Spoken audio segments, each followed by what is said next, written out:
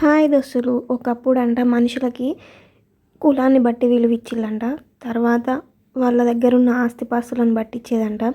ఇక పోతాంటే చదువు వచ్చింది కాబట్టి ఎంత చదివిల్లో దాన్ని బట్టి ఇచ్చేటోళ్ళంట. ఇప్పుడున్న జనరేషన్లో అయితే ఖచ్చితంగా వాళ్ళు సంపాదించే జీతాన్ని బట్టి అయితే ఖచ్చితంగా విలువిస్తున్నారు. వాళ్ళు చేసే జాబుని బట్టి విలువ అనేది ఇస్తున్నారు. ఎట్లా అంటే పలానా వ్యక్తి ₹1,00,000 సంపాదిస్తున్నాడంట, 2,00,000 సంపాదిస్తున్నాడంట, అబ్బో చాలానే డబ్బులు వెనకేస్తున్నాడు, మీరేంటి గీ పనులు చేస్తున్నారు, గింత జీతానికి గింత తక్కువ జీతానికి పని చేస్తున్నారు, ఏం ఖర్చులోకి వెళ్తుంది అది ఇదని మాట్లాడుతున్నారు. వాళ్ళు 1,00,000 సంపాదించినా 2,00,000 సంపాదించినా వాళ్ళ ఖర్చులు వాళ్ళకు ఉంటూనే ఉంటాయి, వాళ్ళ మెయింటెనెన్స్ వాళ్ళకు ఉంటూనే ఉంటుంది. ఒకటి గుర్తుపెట్టుకోండి, ఎప్పుడైనా మనము ఎక్కువ సంపాదిస్తున్నామంటే మన ఎక్స్పెన్సెస్ కూడా ఎక్కువనే ఉంటాయి.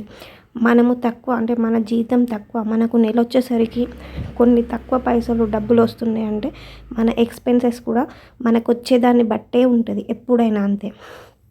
కొందరికి ఉంటాయి కావచ్చు, ఎట్లా అంటే ఎక్స్పెన్సెస్ తక్కువ చేసుకునే వాళ్ళు ఎక్కడనో నూటికో కోటికో ఒక్కరో ఇద్దరు ఉంటారు. కానీ వాళ్ళు సంపాదించినప్పుడు ఇప్పుడు ₹1,00,000 సంపాదించినోడు వాళ్ళ ఫ్రెండ్స్కి తగ్గట్టు ఉండాలి. కానీ 10,000-20,000 సంపాదించిన వాళ్ళలాగలైతే అసలు ఉండరు కదా. మేమిక్కడ ఆకుకూరలు పండించుకుంటున్నాం. ఒకటో రెండో అంటే 2 బర్రెలను మెయింటైన్ చేస్తున్నాం. మాకు నెల వచ్చేసరికి 20,000-25,000 అనేది ఇన్కమ్ వస్తుంది. దానికి తగ్గట్టే మేము ఎక్స్పెన్సెస్ కూడా పెట్టుకుంటాము. ఇప్పుడు 1,00,000 శాలరీ సంపాదించినోడు ఎక్స్పెన్సెస్ అన్నీ పోను 10,000-15,000 మిగిలితే మాకు కూడా 15,000 ఎక్స్పెన్సెస్ పోయినా 10,000 అనేది మేము వెనకేసుకుంటాం. ఇట్లనే కాకపోతే ఎట్లా అంటే అక్కడ వాళ్ళు సూటు బూట్ వేసుకొని ఏసీ ఆఫీస్లలో వర్క్ చేస్తారు. ఇక్కడ మేము ఎండలో వర్క్ చేస్తాము, పిచ్చి పిచ్చి బట్టలు వేసుకుంటాం, మా లాంగ్వేజ్ కూడా పిచ్చి పిచ్చిగా ఉంటుంది. అంతే తప్ప మేము కూడా చదువుకున్నాం. మేము కూడా కావాలనుకుంటే సిటీకి వెళ్ళిపోతే వాళ్ళంతా కాకపోయినా అందులో సగమైనా సంపాదించగలుగుతాం. కాకపోతే ఒకరి కింద వర్క్ చేయడం ఇష్టం లేక మేము ఈ వర్క్ సెలెక్ట్ చేసుకొని మేము మా మైండ్ మంచిగా ఫ్రీగా ఉండాలి, వాళ్ళు పెట్టే టార్చర్ మనకు వద్దురా బాబు అని చెప్పేసి మేము ఈ వర్క్ చేసుకుంటున్నాం. అంతే తప్పించి మాకేదో టాలెంట్ లేదని చెప్పి మాకేదో ఆ వర్క్ చేయడం చేత కాదని చెప్పి కాదు.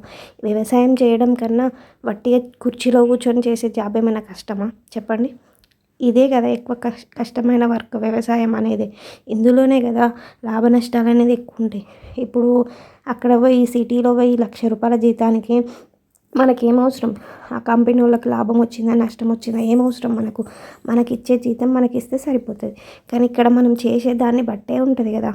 అందుకనే మేమేమనుకున్నామంటే మాకు ఎట్లాంటి మైండ్ ప్రెషర్ లేకుండా ఫ్రీగా ఉండాలి, మేము మంచిగా హ్యాపీగా ఉండాలి అని చెప్పి మేము ఈ వర్క్ అయితే సెలెక్ట్ చేసుకున్నాం. మేము కూడా చాలా హ్యాపీగా ఉన్నాము. మాకు వచ్చే దాన్ని బట్టే అంటే మాకు వచ్చే ఇన్కమ్ని బట్టే మేము ఎక్స్పెన్సెస్ అనేటివి పెట్టుకుంటాం. కాబట్టి కొంచెం ఇప్పుడే స్టార్టింగ్ మేము, అందుకే కొంచెం తక్కువ ఏమైనా ఏంటిదంటే మెయింటెనెన్స్ కొంచెము ఎందులోనైనా ఫుడ్ విషయంలోనైనా మేము వేసుకునే బట్టల విషయంలోనైనా ఎక్కువ ఖర్చు పెట్టకుండా చూసుకుంటున్నాం. అనుకునే వాళ్ళు ఎన్నైనా అనుకుంటారు. ఇక మనము ప్రతి ఒక్కరికి సమాధానం చెప్పాలంటే చెప్పలేము. వాళ్ళు ఏమైనా అనుకోనియండి, అంతే. మనం చేసేది చేయాలి. ఎవరు వ్యవసాయం చేయకుండా అందరూ జాబులు అని పోతే తినడానికి ఎవడు పెడతాడు మనకు? మనలాంటి వాళ్ళు ముందటికి వస్తేనే తినడానికి ఏదైనా దొరుకుతుంది. మేము చేసేది చిన్నదే, ఆకుకూరలే పండిస్తాం. కానీ అది కూడా అవసరం ఉంటుంది కదా ప్రతి ఒక్కరికి. రోజు కూర అయితే తినాలి కదా. మేమైతే చాలా అంటే చాలా మస్తు ఎంజాయ్ చేస్తున్నాం ఈ వర్క్ చేసుకుంటా. ఎవరైనా ఇంట్రెస్ట్ ఉండి వ్యవసాయం చేయడానికి, కానీ ఎవరేమనుకుంటారో అనుకునే వాళ్ళు ఏమనుకోకుండా వ్యవసాయం చేయండి.